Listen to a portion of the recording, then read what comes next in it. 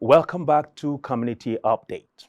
Now, Nova Scotia is home to people from all over the world, and one of the things we love doing on this program is introducing you to the various cultures, traditions, and stories that make our communities so vibrant. So today, we are joined by a representative group of Igbo Cultural Association of Nova Scotia, also known as NICANS, to talk about their upcoming 2026 Iri Ji Festival season, a series of events celebrating Igbo heritage, storytelling, community, and the annual New Yam Festival here in Nova Scotia. It's good to have you guys here in the studio today.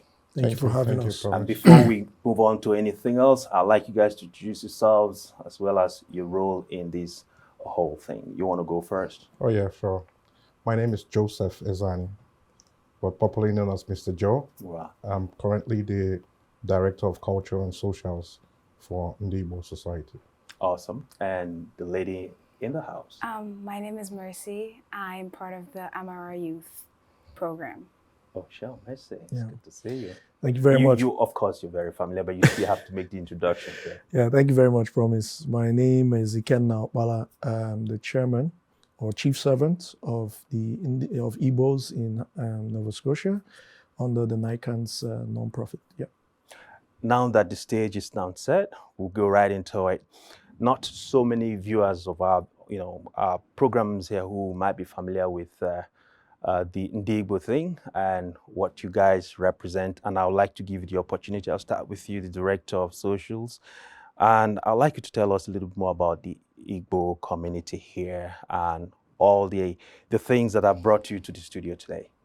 Well, it's a cultural association. Right. You know, it's a Nigerian cultural association, and we are Igbos. You know, and as the director of socials, I think we are trying to steer the young ones to the culture. You know, and then as one of the appointed elders here, we are trying to still keep the tradition going. You know, making sure that we are Nova Scotians and Igbos. You know, we're Igbos first, then Nova Scotians. So all we're doing is just putting it out there as Igbo Nova Scotians. Awesome. And talking about the youth and the upcoming generation, and I think it's interesting to see that we have a young lady here, and Mercy, I think your name it is, and I was curious to know exactly the role you play in the Igbo community here, the association. Tell us a little more about the youths generally, how they fit into everything that goes on in the Igbo community. All right, so Amara is the NICANS youth program. Right. So throughout the year, we work on language, history, dance, and we sit by the elders to collect stories from them. Akụkọ Ifo is literally where this all goes public. It is our showcase in a kind of way. Well, Ikenna, Iri Ji, the festival itself, it's something that is so unique. It's so important to the extent that a typical Igbo person will suspend everything he has. That is his only vacation time of the year. Why is it so important? Yes. Why do you prepare so much? You save your money, save your time just for this. Tell us more about Iri Ji. It's got a historical, socio-economic, and I would say it's a status symbol back in the day. It's the yam, Iri Ji is eating of new yam, to literally eat yam. So, but the yam itself is a stable crop. It's a measure of wealth from a historical perspective, and it's also a socio-economic way of exchange. The yam also, when it comes to Igbo spirituality, it's the abstraction of the cycle of life. That is why Igbo cosmology takes the yam very, very seriously. So you know how you go, you bury the yam, it dies, it germinates, it comes back up, you save it, you take a part of it, just like, insemination, so we have 4 cycles, which is around the 4 market days, 13 months and things like that. Yam, if you trace the cycle of yam, it goes in direct consonance with the Igbo calendar. So that is why yam is very, very important. Now, when you bring it down to modern day, the yam is now the focal point of cultural expression, of thanksgiving, of direct I would say, interaction with our neighbors. We at NICANS are all about an inclusive Nova Scotia and Canada, where we are now tying both our mutual inhabitants with other cultures, our socio-economic, well-being with other cultures, and making sure that we are part of that demographic identification and direction.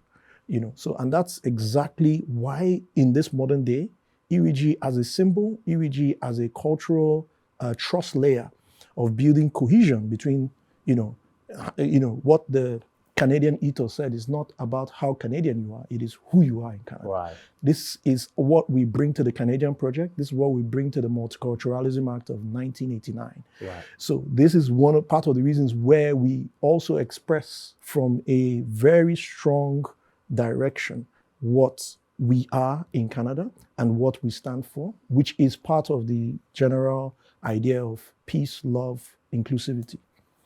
Awesome. Thank you for really taking us down the lane, because people really needed to understand, the pretext, everything around it. Joe, I'll come back to you. This year's festival is being expanded into 3 major events, and they seem to be the core of what people are expecting to come see, how it's going to be different from what you did last year. What should people expect? It's actually a series, and Okay. it starts with Akụkọ Ifo. And what you should expect in Akụkọ Ifo is the Amara presentation, Right. which I'll let Mercy dive into later. Absolutely. And the Akụkọ Ifo itself, we have our storytellers, we have our stories that we want to share. So for this segment, we have Mama's Halloween to share. It's actually a true story of one of our grandmoms that came here and how she witnessed Halloween for the first time. Oh, wow. Okay. Yes, and it's a good story of inclusion, good story of community, and love sharing. Yeah. So from that, we'll move to our documentary, which is the Afamefuna. Afamefuna, okay. Good. So that Afamefuna, look at it as an archive. It's the way we archive the people that have been here before us. Oh. So we're still telling the stories, but I mean in a way that shows the younger ones and the whole of Nova Scotians who we are as Igbos and our entire relationship with the environment. Then we now end it with the Iri Ji. So I know that Chairman has said more about Iri Ji, but Iri Ji is going to really celebrate the overarching ceremony of our celebration. So right. That's more like the grand finale. Grand finale, yeah. That will be at Bedford, at Rocky Lake. Rocky Junior Lake, High, yeah. Okay.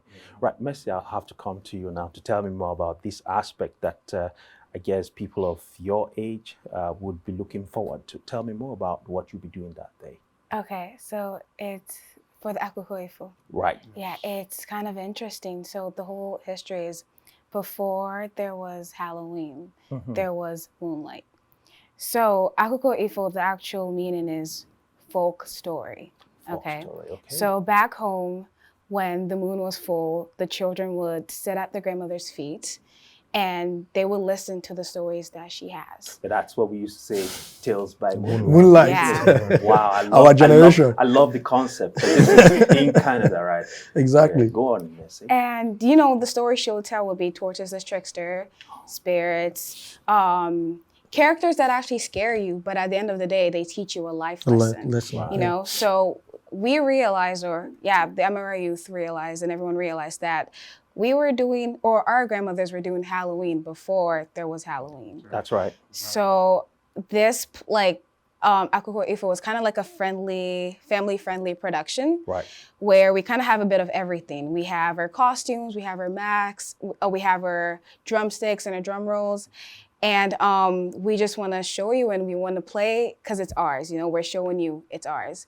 And it's at July 26th at the Dalhousie Center, yeah. And, just to come and see what the Amara Youth is performing for everyone. I must say that just listening to you, Yeah. I feel like you've already taken so much of the Igbo-ness into you. And we want to see more teenagers, more youths who are going to get involved and kind of take over, we need to start transitioning and all those things. Yeah, that's very cool. Ikena, you've been part of the Afamefuna project for quite a bit, and you tend to be coming up with a second episode this time. I'm curious about what really inspired this documentary. What is it that you want to tell people in this documentary? Yeah, so this year's documentary is all about transition from nothingness to somethingness. Oh, wow. Tell me more about Yeah, that. so a lot of the subjects in this are people who, when you look at what they've become today, and then you look at where they started, they don't have a right to be where they are. You know what I mean? Like when you look at it from a very short lens, And so I would keep it there.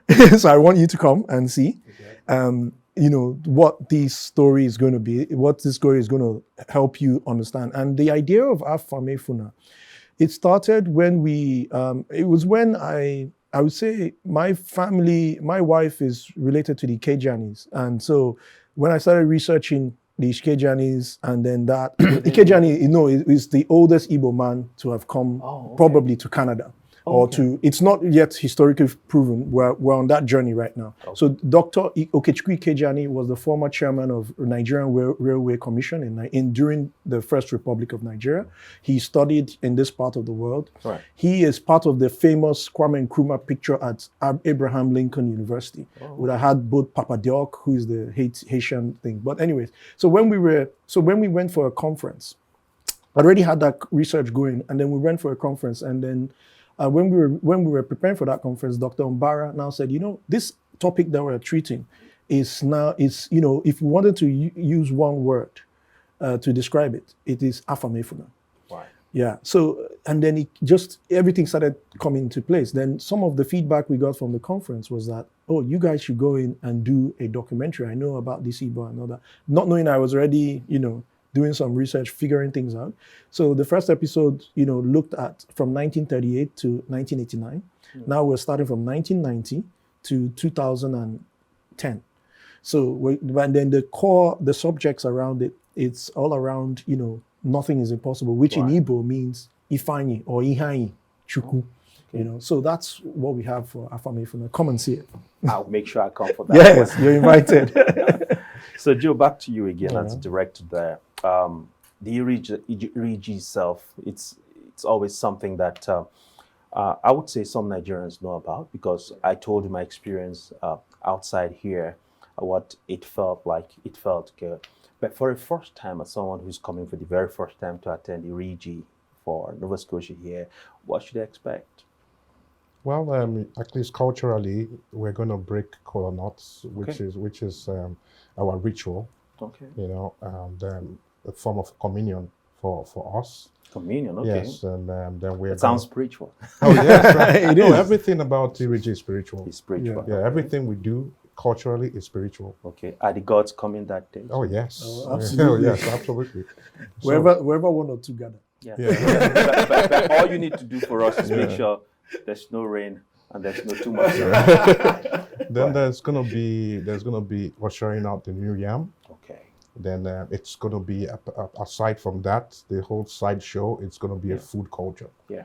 Joe. Yes. What does yam really signify in the Igbo culture? Is it something, because a lot of things have been tied around this yam. What's so special about yam? Why not plantain festival or some other things? I could say the yam is life. It's the birth of life. That's how they look at it. Exactly. Yes. And the Iri Ji is like the festival of life. Celebrating life. Exactly. So that is very important. Very important. It's one of the most it's the most important celebration in the Igbo land. Yeah. And we feel like we have to share it with Nova Scotians. Yes. Yes. Okay. Do you have some youth who are also interested in being at the event? Yes, actually. Okay. The friend group or the friends that I do have, we are very diverse and multicultural. So we have like a lot of different cultural values and different like areas that we're from. But I think what's like really interesting for us is that we're all open to other cultures. We're all open to explore. Right. So I do have some friends who are from Korea or other parts of Africa that will be interested to come and see, especially the food. They love our food. Let me give you an opportunity to just walk them through what to expect from the youth lenses. Okay. What should they be expecting, Daddy? Because it's probably not some Afrobeat music per se. No. It's a traditional thing. What, based on your experience in the past, what would you be telling your youth to expect that day? A chance to learn. To learn. Okay. To see what I come from, what we do traditionally. We're very just open to get more knowledge, to experience more knowledge, to experience more things, you know. And there's dancing, there's food. I have mentioned the food. They would love to come and experience our food. Right. Ikenna, there might be some performance because there's one particular one within the Igbo group that everybody looks forward to, and I think it's Ogene or something. Ogene and Igbo, all the performances that we're expecting that day. Yeah, so there's the Otegwe Umuwai. Okay. The Otegwe Umuwai. There's also Chidera. What's that one? So it's a women dance group. Thank you for prompting me on that. That's the women dance group. There's also a North Preston group that's going to be there. There's also going to be another young group. There's also going to be performances by the kids. There's going to be performances by the Amara, spoken word by the Amara youths, and other performances. So that's going to be like most of what, the entertainment is going to be like. It's a carnival. Right. It's an opportunity for people to come and enjoy and, have that feeling. Jeff Douglas described our program as the largest harvest celebration in Atlantic Canada right now. That's demographically. So, that's exactly what, he sees it. That's a European, Canadian person like looking at what we're doing. Right. And just like I asked Mercy, are there special people you're expecting at that event? Yes. Are there some other unique things that you plan to do that day? Yes. So we are going to be we are going to have the premier is going to be sending a representative. We're going to have other government people coming in, special guests coming from outside Canada, also outside Nova Scotia, from within Canada, and also we are going to be giving out some special titles to people who have, contributed a lot to arts, science, and general development of pushing the human race forward. So we have people like Isaac Sani, we have people like Dozie Okoye, we have Gina Jones-Wilson, we have John Young, we have Cynthia Lucas, we have Ogechukwu Chukwudozie, who is the head of the Amara group. We have, who else again, before I forget, Uche Ivoko, and then we have Ugochukwu Ezeminari, who was the former chairman. The former chairman. Yes, so we're honoring these hardworking people who have in one way contributed to the furtherance of Ndibo and also the furtherance of, generally the human race. Like Professor Sani, for example, his research, very, very powerful, has contributed a lot. That's very thoughtful of you guys, recognizing people and pulling them into the Igbo community. But Joe, to you again as the socials again, how important is it to share the Igbo culture to the broader Nova Scotian community? It is actually my duty to do so.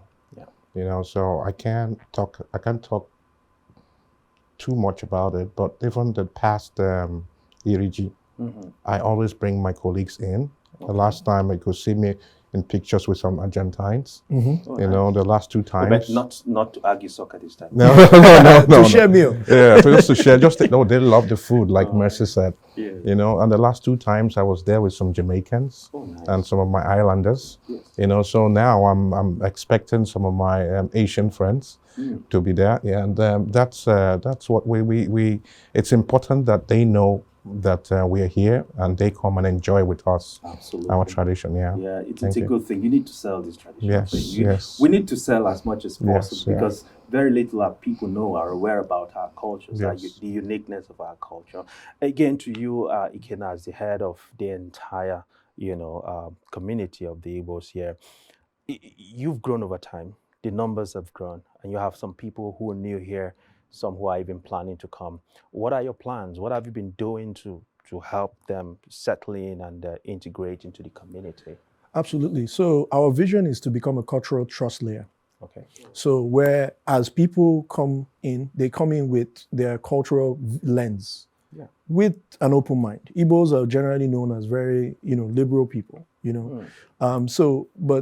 as they come in, it's always easier for them to see a cultural base, a cultural landing soft spot. So the NICANS is now at a transition point of developing that framework of being that cultural trust layer. Right. So that's more of what we're going to be seeing in the coming months and years.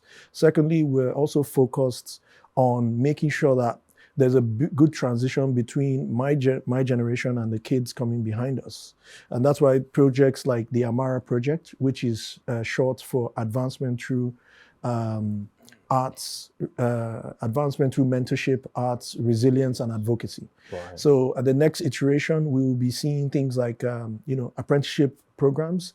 And, this year was more about identities and, making them know what it is from a social perspective. Mm-hmm. We will see also the first iteration with Akụkọ Ifo. We're trying with Akụkọ Ifo to develop the next Chimamandas, the next Chinua Achebes. So that's what Akụkọ Ifo is going to do. So that's the basis and the framework that we are gradually using to build that cultural trust layer. So, and it's exactly the vision that we have, and it's in alignment with, the Canadian Multiculturalism Act. Right. I must say it's very strategic, and I think you guys are in the right direction, I would say. But as we take this home, your final thoughts, if you don't mind, as far as this program, and how can they be part of this event? How can they sign up to participate? Where can they find the information if you want to take us down that route? It's on our socials. It's on our Facebook. It's on our Instagram and our TikTok. Okay. And I think it's even in the Nova Scotia page. Sorry, Discover Halifax. I'm so sorry, Discover Halifax. Yeah. Tourism Nova Scotia. Yeah. So any specific handle that you want to call? Ndibo, is that something? Ndibo na Nova Scotia on all social media. Yeah, Okay. Ndibo na Nova Scotia in all our socials. Okay. Yeah, so when they go there, they send us a mail. We have collaborators even now. Okay. Yeah, so if you want to do anything, share anything, we're very accepting people. All right. Yeah, and the chair is always very open-minded to see how he can collaborate with people. I give him that props. Okay. Yeah, so and we welcome everyone that wants to come, and everyone is welcome. Everyone is welcome. Awesome. Yeah. And your final word for your friends this time, not necessarily Argentines, but from somewhere else. Oh yeah. So just come have fun. Come have fun. Come listen to our stories. Come see our youths. Come enjoy a different culture. Come see something different. Absolutely. Message to your final words to your friends. Just come and experience, because it is an experience, so just come and have fun, because it's very fun. It's going to be fun. Yeah. All right. Awesome. Yes. And Chief, to you. Come, let's share love, let's share inclusivity, let's share being Canadian. Awesome. I love that. And thank you to all of you for showing up and speaking to us about the Iri Ji Festival. Thank you so much. All right. My pleasure indeed. Thank you for having us. All right. So I've been speaking with the representatives of the Igbo Cultural Association of Nova Scotia about their upcoming 2026 Iri Ji Festival season. I want to thank you so much for watching Community Update. Please don't forget to like, share, and subscribe for more conversations that celebrate the people, cultures, and stories shaping our communities. As always, Promise Okoya. I'll see you on the next one.